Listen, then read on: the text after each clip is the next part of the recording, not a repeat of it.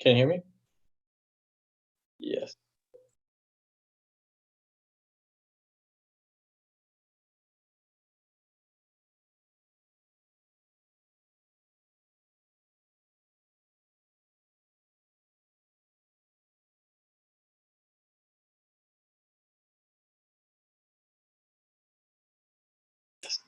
Yes.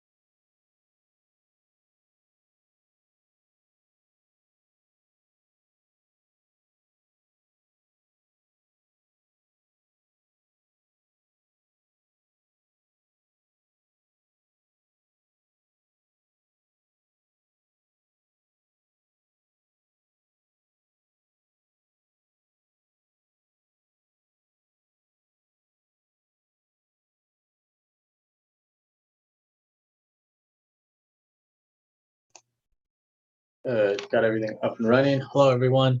We're just gonna give it a couple minutes. Let people come in. We'll start at 7:04.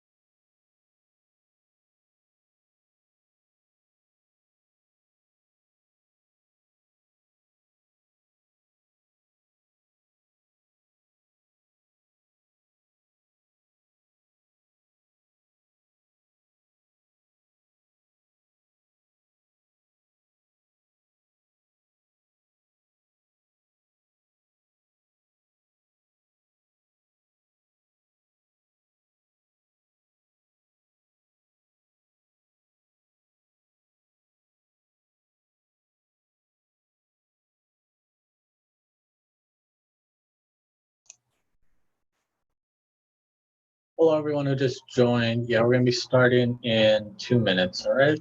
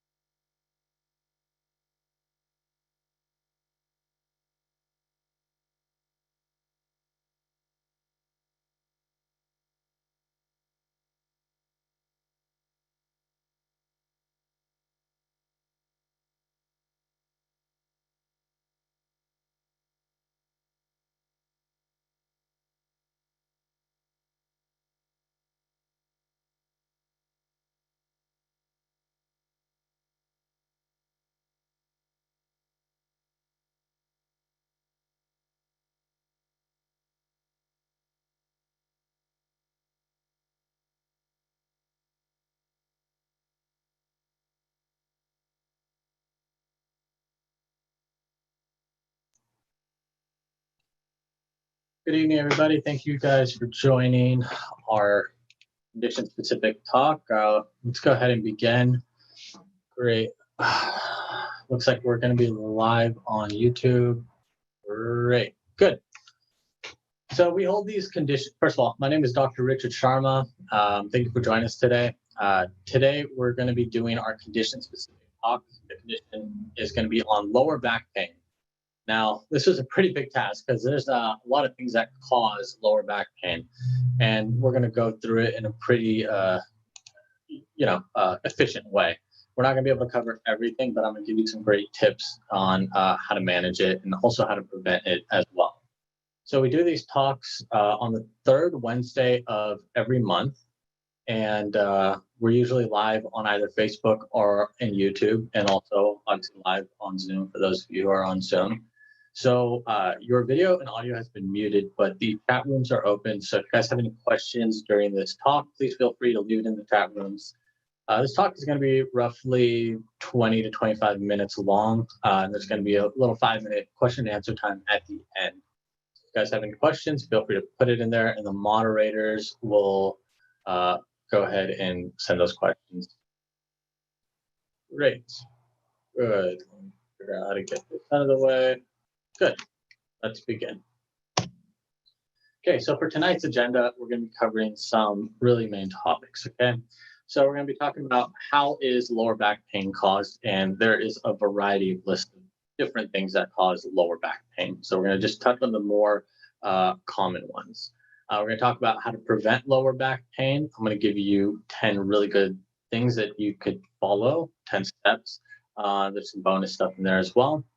We're going to talk about some exercises that you can do to alleviate your low back pain. They're going to be, some of them who've been in the program will recognize some of these, and some of them are going to be new as well.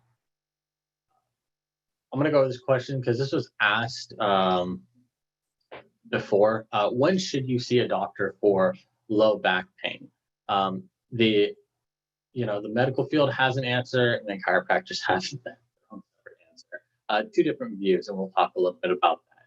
We're going to talk about chiropractic's effectiveness for treating low back pain, go over a little bit of research on that, and then finally how chiropractic can help with your lower back pain. I'm going to go over 2 fun facts, and they're not so fun facts, but I was doing some research, and I found that what mammals and animals and things like this have low back pain? Is it just humans? Is it, do cats, dogs, do, other species of animal have low back pain? And I stumbled upon an article about Neanderthals. So Neanderthals were around 65,000 years ago.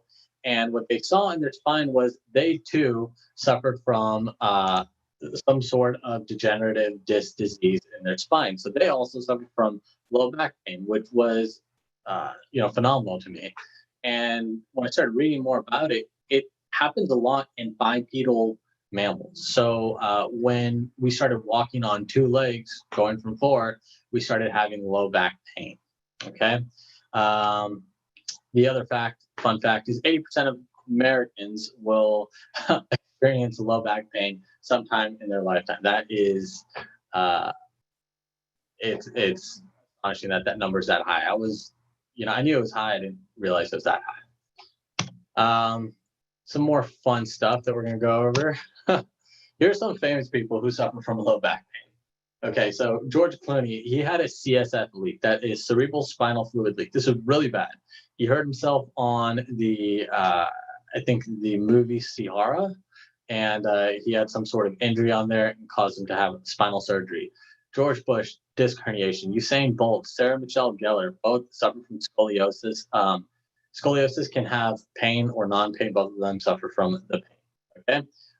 Harrison Ford, disc herniation, Charlize Theron, and then Tiger Woods. Tiger Woods is going through a lot. He was just in an accident, shattered his leg, some other stuff going on with him. But prior to that, he's also had multiple spinal fusions throughout his back. He's been suffering from a lot. And then Peyton Manning, Super Bowl winner, disc herniation. So there's a lot of different things can cause low back pain, and we're going to talk about that. So As you can see, the list is long.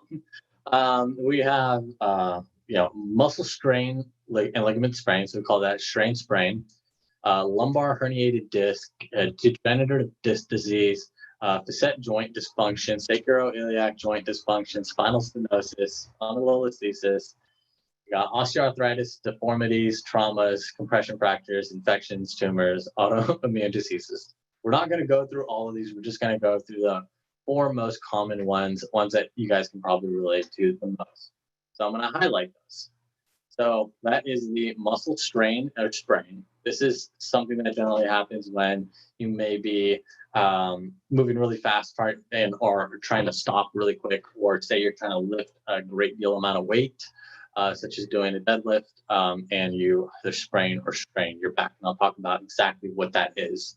Then we'll talk about the infamous lumbar herniated disc. That's how I got into chiropractic. Had a disc bulge. It's just a lesser form of a disc herniation. Then degenerative disc disease. This is something that happens over long periods of time.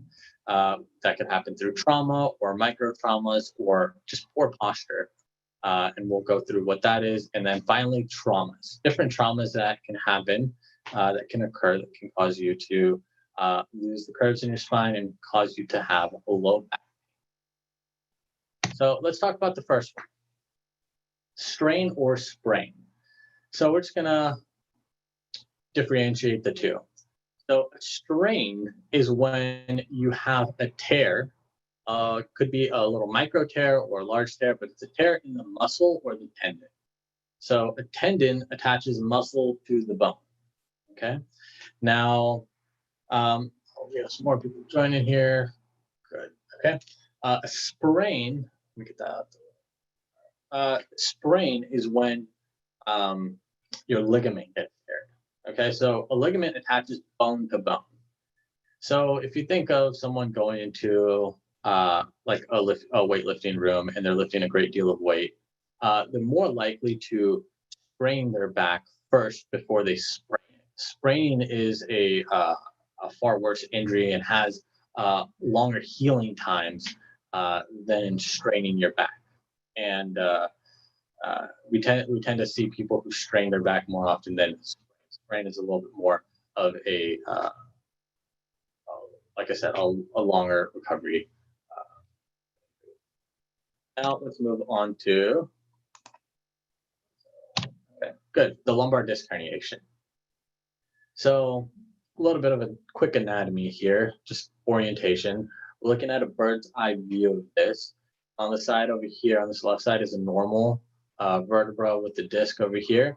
And also I want to point out this is your spinal cord, right? Spinal cord sits right in the middle of your spine.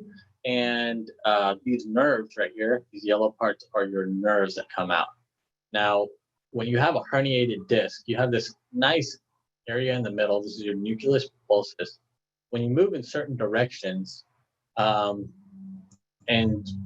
if your back is compromised, you can herniate your disc. This inside part can come out, actually compress on the nerve root and cause a variety of different symptoms. So you will have also point tenderness at the area in your low back, but you could have tenderness also and pain, tingling, and numbness down that nerve root. So you can have pain, tingling, and numbness that goes all the way down the back of your leg. This can be a sort of sciatic pain. It can go all the way down into your foot, right? And depending on what nerve and what area is being compressed, it can cause pain or tingling or numbness at different parts of the foot. In some serious cases, if you have a severe enough disc herniation, you can even have something called cauda equina syndrome, where you may even have loss of bowel function, which is really serious. Emergency room visit right away. Next, let's talk about the lumbar degeneration. And this is what we see very commonly in practice. So we're just going to go through. The left is what normal looks like. This should be your nice, perfect lumbar curvature. It should be a nice 40-degree curvature in your lumbar spine. What we're looking at over here is nice square shapes separated by this dark space right here. This is your disc. want this to be nice, big. The bigger, the better. That just represents a healthy disc. And then also there's these little holes here. I want these holes to be really big because this is where the nerve exits out. Now, when you get into some sort of trauma, whether that be postural trauma, micro traumas, car accidents, falls, sports injuries, uh, first thing that happens is your spine goes out of alignment.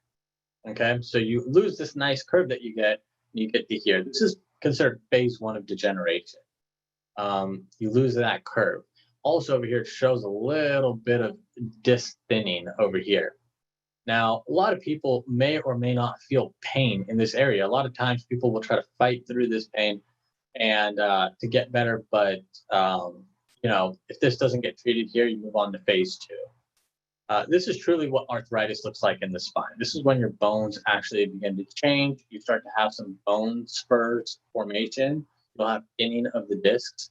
And these holes over here are getting tinier and tinier, and that's just compressing on that nerve. Then if this doesn't get fixed, move on to phase three. Phase three is pretty much bone on bone, really decreased quality of life. There's a phase four. We don't really even have a picture of phase four. That is, surgery with a lifelong time of medication. So that's what that is. Really important that we are able to catch you around this area to get you back to here, or better yet, see you right over here and get some preventative care done. Okay? Let's talk about some traumas. I don't know why I put this in here. Okay. So we're going to talk about some traumas. All right. First of all, it's hard not to look at this, but we're going to look over here. These are some really common things that just happen. It can be as simple as lifting up a little box that can cause you to, strain your back, have some sort of disc herniation, injury, lifting a heavy wheelbarrow, or even, and I like this, what it's showing, is even having improper seating posture, while you're at work for, say, 6 to 8 hours out of the day, can cause your spine to become misaligned. That's a form of trauma. And this guy over here, I don't even know what he's trying to do. I initially thought he was going for a deadlift, whatever this is. It's not good for your back. And the reason it's not good, we're just going to point out a couple things, right? Really rounded back, no core engagement. You can see he's shifty on his legs while he's lifting a great deal of weight. I think he said 150 kilos. This is really improper form. But the main thing is you can see he's increasing his interthecal pressure. What that means is he's squeezing all of his insides, right, while he's lifting a great deal of weight. This is a very common way how you herniate your disc in your low back, or you sprain or strain your back. Don't do this. All right, so we're going to talk a little bit about prevention now. And these are just 10 easy steps that you can follow at home to really prevent you from having low back pain. Okay. So, and this is also applies to people who already have low back pain and helping you get out of low back pain. Okay. So, number one, eat healthfully. Okay. So, eat healthy foods so you can keep the body weight within a healthy range. I cannot stress how important this is. Doctor telling you that you need to healthy, of course. So when you have increased weight, especially in your abdomen, it will cause you to have a great deal of stress on your lumbar spine.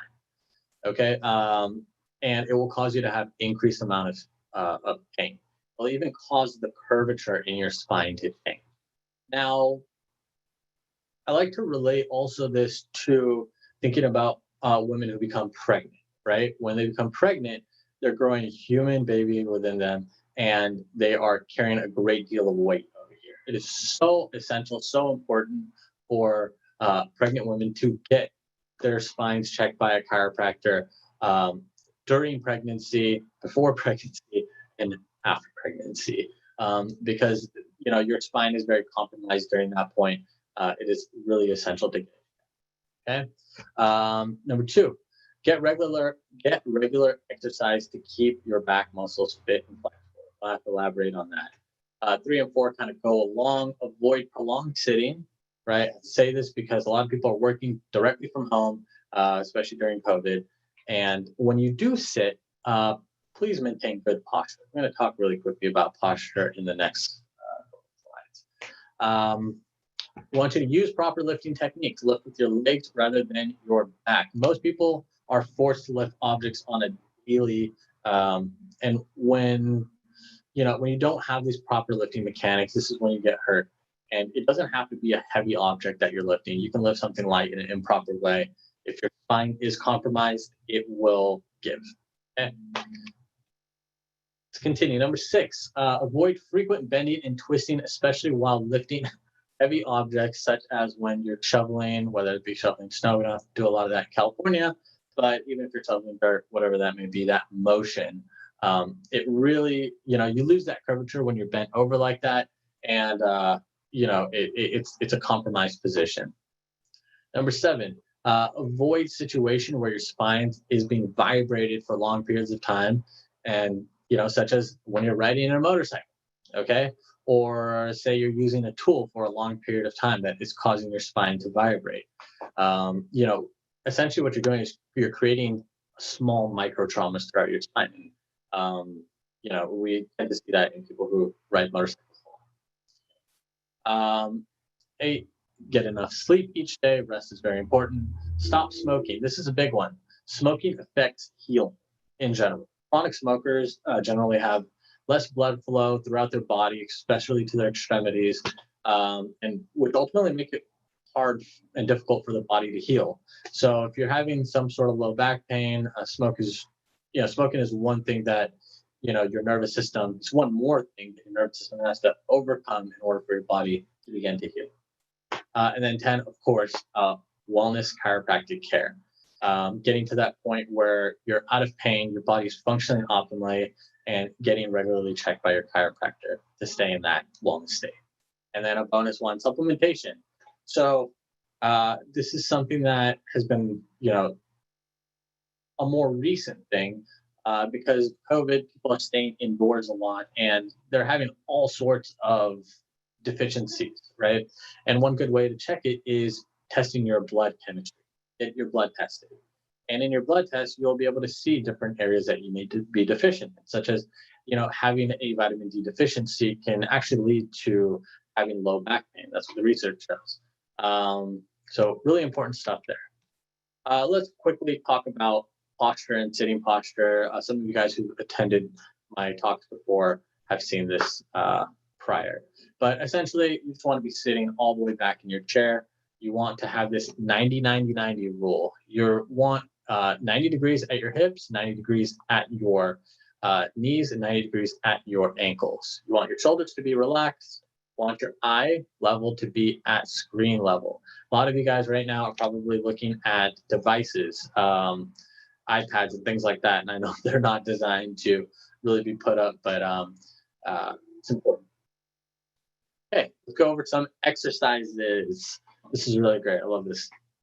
So first of all, we have a QR code here. That QR code is to our playlist. It's called Lot 5i, done by our very own Rachel Dang, who is our wonderful TA. So this one is called the Bird Dog. This is really great for tightening your core. And this can actually be done as a progression. So you can start with just being on all fours and lifting one arm. This is what she's showing here is more of an advanced progression where you're doing both at the same time. And the main thing is you just don't want your hips to be turning too much while you're doing this. You want to just be engaging your core. This is really great exercise for low back.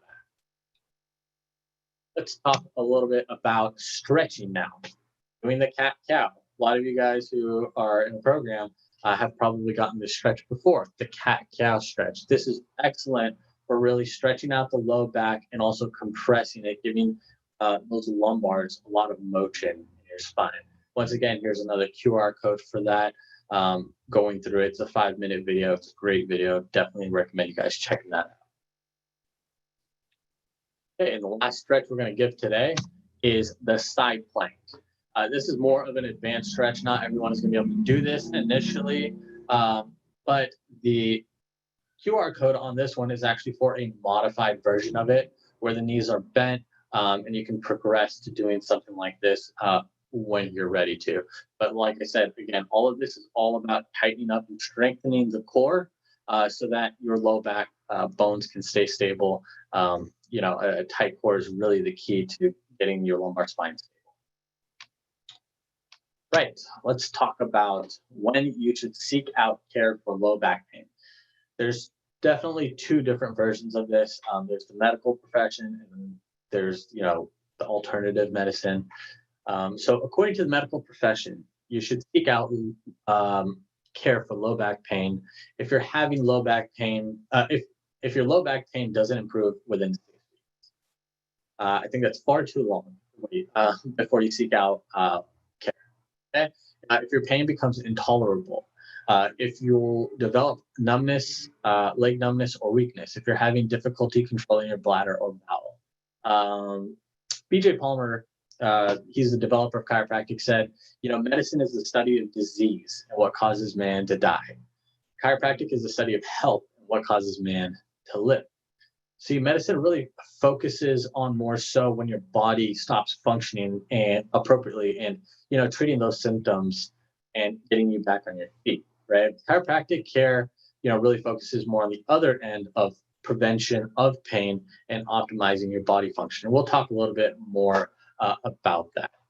So this is more so what we're looking for. When should you seek out care for your low back? When your body is in pain. When your body is in pain, your body is sending already a response that something needs attention. So this means that your body's already failed to keep you healthy. Okay, so it's kind of far too late. Pain is generally the last symptom of an underlying issue. Okay, you can never seek out care too early, and when it comes to, especially when it comes to your spine, because it houses your spinal cord, which is your nervous system, right? So it powers everything in your body. Even the most minor accidents, falls, sports injuries can cause misalignments in your spine. And like I said before, you may not feel the pain then, but it's really important to at least go get checked for that to make sure that you're not entering that phase 1 of degeneration. Okay, so once you seek out care for your low back, especially if you're having low back pain, it's now. Good. Right along. We're going to quickly talk about a little bit about chiropractic effective. Is chiropractic effective for treating low back pain? Obviously it is, but the research shows that that it's very effective. So chiropractic care is more effective than medical care when it comes to treating low back pain. So what that looks like is they call it spinal manipulative therapy. That's what the adjustment is. That's the term that they use in medicine. But when you compare it to medical care is treating you with medications and medicine. So what they see is that spinal manipulative therapy was, significantly better than pain medication in improving, your pain intensities that you have. And they also showed that in subjects with chronic low back pain, spinal manipulation was significantly more effective than a placebo group in reducing the in the VAS is just on on a scale of 1 to 10, how bad is your pain? At the end of the day. So nothing new, but main thing is that when you're dealing with the spine, it's a structural issue, not necessarily something that can be solved with a chemical drug. A lot of those drugs are just focused on fighting off the symptoms of pain, which it's just turning off that alarm bell in your system, which isn't always the most helpful thing.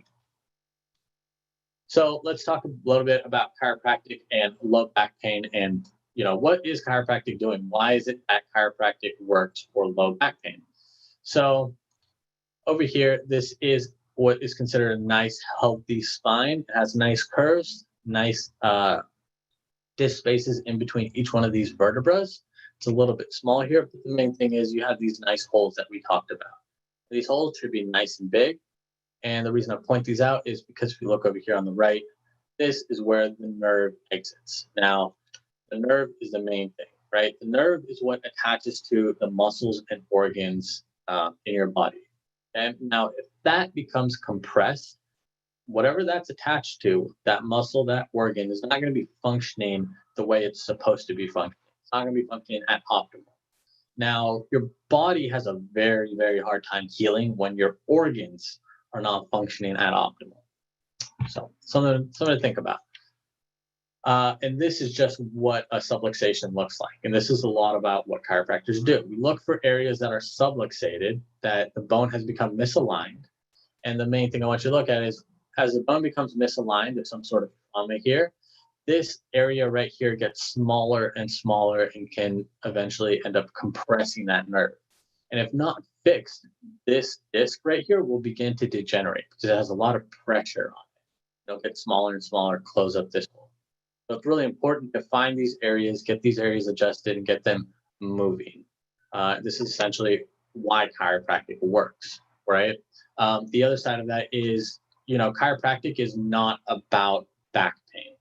Okay, back pain is something that chiropractors do, facilitate the body in treating, but chiropractic is a lot about optimizing the health and a lot more so on prevention of even getting into pain.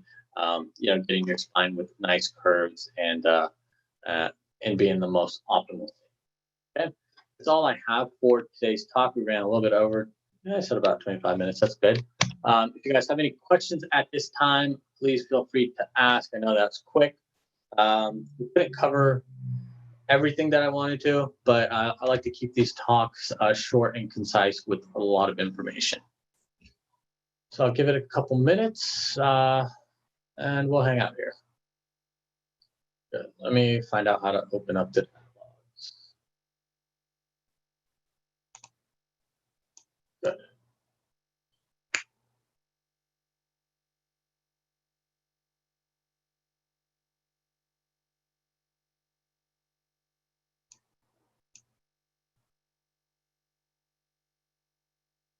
Good. So there are a couple questions here. All right, so we'll start with the first one. The first one is, how many adjustments do we need to get rid of low back pain? Great question. It really all depends on the health of your spine and also the severity of your injury. If you have a really severe injury and your spine is already compromised, not so healthy, you have a lot of degeneration throughout your spine, it's going to take a longer period of time. There's a saying where you can't walk 10 miles into the woods and expect to get out in one. It's going to take some time. Now, if someone has an acute injury and their spine is fairly healthy, they just lost some of the curvatures from the injury, that's going to take far less time. Good question. Another question we have here. What angle should my wrist be while I type? The angle should be neutral. Okay. So essentially let me see. Essentially, you don't want to be like this. You don't want to be like this. You want to be neutral as possible. And really, this is all going to depend upon where your keyboard sits as far as the height. So you do want to be, at 90 degrees also at the elbows where you can straight ahead and be able to type, use your mouse around. Good. Find that my wrists are most comfortable when I don't bend them. Yep. Great. Let's see. We have another question. Is a sit-up good for low back pain? This is a question that we get all the time. So when you do sit-ups, right, your lumbar spine naturally has this nice C-shaped curve, okay? And when you do a sit-up, let's say you're like this, you do a sit-up, you're really stretching that spine over like this, right? You're almost compromising, you're in a very compromised position when you do that. Also, when you're doing a sit-up, you're increasing that intrathecal pressure that we talked about, all that pressure inside. You tend to have your abs really tightened. A lot of people who don't do really proper sit-ups will be yanking on their head down. really losing that curve, and can cause you to have low back pain. It can cause you to be injured. So we would recommend doing, maybe a different type of ab exercise rather than doing sit-ups. Good. We have some more questions. This is an interesting question. Can ankle sprain lead to low back pain? Yes. Okay. So the real connection there is, a lot of times when people have some sort of foot injury, they begin limping on that foot, but they'll begin favoring the other side. And a lot of times when you begin to activate one side, say your left side more than the right side, and you begin limping, you're going to be increasing the strength of those postural muscles, also the stress on those postural muscles. And, that's still a form of trauma, micro trauma that you can put on your spine. It can throw your bones out of misalignment. It's just part of the healing process. Good. Some great questions. I think that's it for today. Looks like we're all good. We had some great questions. I want to thank everyone for joining us today. Our next talk is going to be on the next month, third Wednesday at 7 p.m. same time, and it's going to be on knee pain. Knee pain is another very common injury that we see. A lot of people who are currently seeing have knee pains that I can just think off the top of my head. Many people. So we're going to go ahead and draft up a good presentation for that. So please join us next time for our talk. Then we'll send out all the emails and reminders. If you guys want to rewatch this or show your friends about this, it is going to be posted on our YouTube channel. If you know anyone who can benefit from this talk. Thank you guys for coming. I'm going to go ahead and stop this share. Thank you guys.